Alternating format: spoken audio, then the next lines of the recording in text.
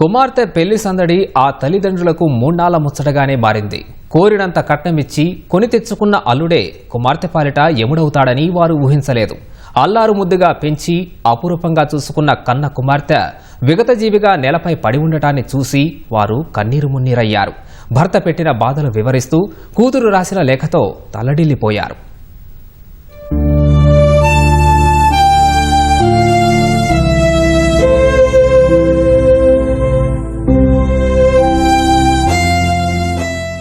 అమ్మా, నాకింక బతకాలం లేదు. రోజూ తాగొచ్చి తన ప్రియురాల గురించి గొప్పలు చెప్తూ కొడుతున్నాడు. ఈరోజు తలను మంచానికేసుకొట్టాడమ్మా. తలంతా బాగా నొప్పిగా ఉంది.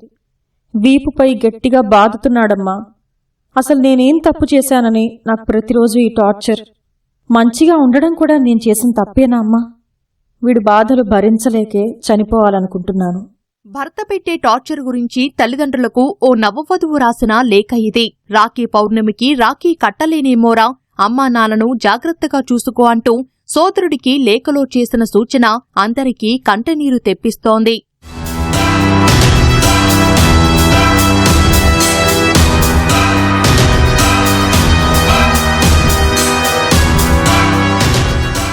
నిండు నూరేళ్లు సుఖసంతోషాలతో జీవించాలని కోటి ఆశలతో అత్తారింట్లో అడుగుపెట్టిన నవవధువును కాళ్లపారాని ఆరకముందే కాటికి పంపారు. భర్త పెట్టే బాధలు భరించలేక, అవన్నీ పుట్టింట్లో చెప్పలేక ఆ యువతి ఎంతో మదనపడింది. తన కష్టాలను అక్షర రూపంలో పుస్తకంలోనే దాచుకుంది. భర్తతో ఇక దెబ్బలు తినలేక ఈ లోకం విడిచి వెళ్లిపోతున్నానంటూ తండ్రికి ఓ లేఖ రాసి తనువు చాలించింది. కృష్ణా జిల్లా మొవ్వ మండలం కొండవరానికి చెందిన వర్రి శ్రీవిద్యకు, కంకిపాడు మండలం కుందేరుకు చెందిన అరుణ్ కుమార్తో ఈ ఏడాది ఏప్రిల్ 23న వివాహమైంది. శ్రీవిద్య ఓ ప్రైవేటు కళాశాలలో అధ్యాపకురాలుగా పనిచేస్తుండగా భర్త కలవపాముల సర్వేయర్గా ఉన్నాడు. తల్లిదండ్రులు కట్నం కింద ఉయ్యూరులో ₹1 కోటి విలువ చేసే ఇంటిని ఇవ్వగా నవదంపతులు ఆ ఇంట్లోనే కాపురముంటున్నారు. అరుణ్ కుమార్ రోజూ తాగివచ్చి కొడుతున్నట్లు శ్రీవిద్య లేఖ రాసి ఆత్మహత్య చేసుకుంది. కానీ అల్లుడే బిడ్డను హతమార్చి ఉంటాడని శ్రీవిద్య తండ్రి అనుమానం వ్యక్తం చేస్తున్నారు.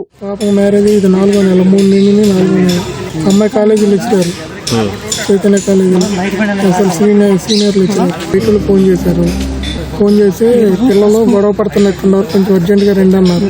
వస్తే ఏమైందంటే వచ్చేసరికి పిల్ల కింద పడుకోబెట్టుంది, చచ్చిపోయింది. అరే ఎట్లా చచ్చిపోయింది ఏంటని నేను మా అల్లుడిని అడిగా. ఉరి వేసుకుంటే ఫ్యాన్కి అన్నాడు. ఫ్యాన్కి ఉరి వేసుకోవటం అంటే ఆ ఫ్యాన్ అందదు. కుర్చీ వేసుకుని ఉంచున్నా కానీ అందదు, నాకు కూడా అందదు. సరే ఉరి వేసుకున్న ఆనవాళ్ళు కూడా లేవు. ఉరి వేసుకుందంటే మరి మేము వచ్చేదాకా ఎందుకు ఉప్పదీసేది, ఎందుకు మేము రావాలి కదా, పోలీసులు రావాలి కంటే కాదులే నేనే ఉప్పదీసేసాను, పడుకోబెట్టాను అంటున్నాడు. ఆడు ఫుల్గా తాగేసి ఉన్నాడు. అద్దాక డబ్బులు తీసుకురా అని కొడుతున్నాడు. నాకు మా అమ్మాయి అయితే చెప్పలేదండి. ఒక బుక్ లో రాసుకుంది ఏ డేట్ ను కొట్టాడు, ఏ డేట్ ని తాగొస్తున్నాడు ఏంటనేది బుక్ లో రాసుకుంది. అవన్నీ పెళ్లికి 10 లక్షలు ఇచ్చా, బంగారం 10 లక్షలు ఇచ్చా, బిల్డింగ్ కవి కొని పెట్టి ₹1 కోటి అయింది సుమారుగా. ఆ ఇల్లు కూడా అమ్మేసి ఎత్తుకురా, మా తమ్ముడికి చదువుకు కావాలి, మాకు బాకీలు ఉండే బాకీలు తీర్చుకోవాలని ఆ ఇల్లు అమ్మేమని రోజు కొడుతున్నాడు అంట తాగొచ్చి. ఇక టార్చర్ తట్టుకోలేక చచ్చిపోయింది అని చెప్పి అన్నారు. కాకపోతే అంటే చచ్చిపోలేదు, చంపేశారండి. తనను చిత్రహింసలకు గురిచేసిన భర్త అరుణ్ కుమార్తో పాటు వేధింపులకు పాల్పడిన అత్తామామలను వదలొద్దంటూ తండ్రికి రాసిన లేఖలో శ్రీవిద్య కోరింది. ఆమె తండ్రి నాగరాజు ఫిర్యాదు మేరకు పోలీసులు అనుమానాస్పద మృతిగా కేసు నమోదు చేశారు.